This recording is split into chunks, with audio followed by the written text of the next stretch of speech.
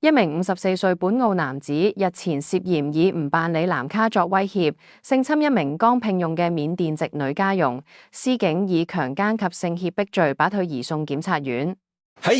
2026年嘅6月2號，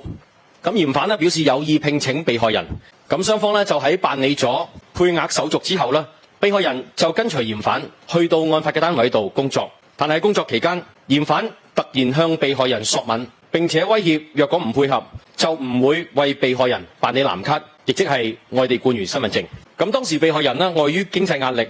就喺受到威脅嘅情況下，俾嫌犯親吻，但嫌犯之後並冇停止，並且進一步對被害人進行性侵。喺案發嘅翌日，亦即係6月3號，當被害人喺嫌犯嘅住所度工作嘅時候，嫌犯再次以相同嘅手段威脅被害人發生性行為。咁而被害人喺明確拒絕之後，嫌犯就強行拉扯並且推倒被害人，對被害人進行性侵。但係嫌犯最終係喺被害人嘅拒絕同埋反抗之下未能成功，並且將被害人趕離住所。咁被害人經過考慮之後，喺6月6號嘅下晝嚟到本局度報案求助。